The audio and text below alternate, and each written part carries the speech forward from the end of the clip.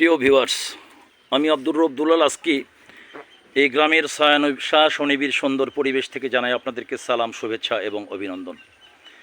গ্রামে এসে একটি দৃশ্য আমার চোখে পড়ল, যা আসলেই ধরে রাখার মতো।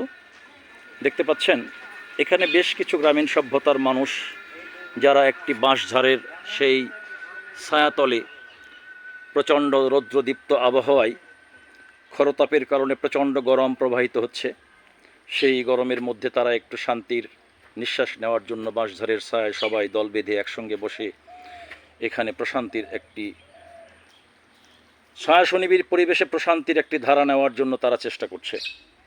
আসলে এই যে গ্রামের পরিবেশে বিদ্যুৎ তো বাড়িতে আছে না, বিদ্যুতের লাইন আছে আপনাদের, কিন্তু বিদ্যুৎ খুব কম থাকতেছে এখন। বিদ্যুৎ এনারা বলতেছে যে বিদ্যুতের খুব ঘাটতির কারণে অনেক সময় ফ্যানের নিচে থাকা যায় না, অথবা বিদ্যুৎ থাকলেও অতিরিক্ত বিদ্যুৎ বিলের কারণে দেখা যাচ্ছে যে যেটা আগে আসতো 500 টাকা বিল, সেখানে এখন 1500 টাকা। সেই বিদ্যুৎ বিলের কারণেও তারা অনেকটা ইলেকট্রিসিটির সেই সুবিধা থেকে বের হয়ে এসে বাহিরের এই রৌদ্রদীপ্ত গরমকে তারা গরম থেকে বাঁচার জন্য তারা একটু ছায়া-সুনিবিড় সেই বাঁশঝাড়ের নিচে ছায়াতলে বসে সময় অতিবাহিত করছে।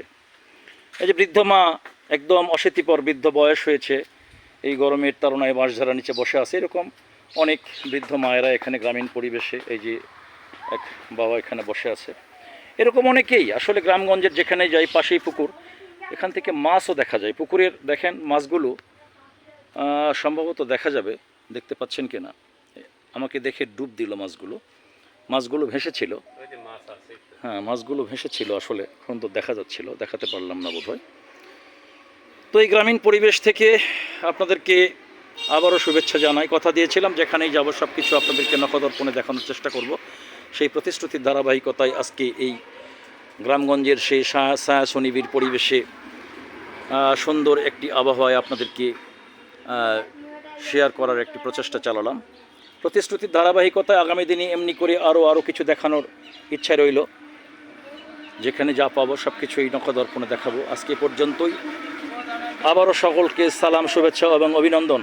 আপনারাও হাত নেড়ে জানান অভিনন্দন, অভিনন্দন, অভিনন্দন। হ্যাঁ, ঠিক আছে, অভিনন্দন।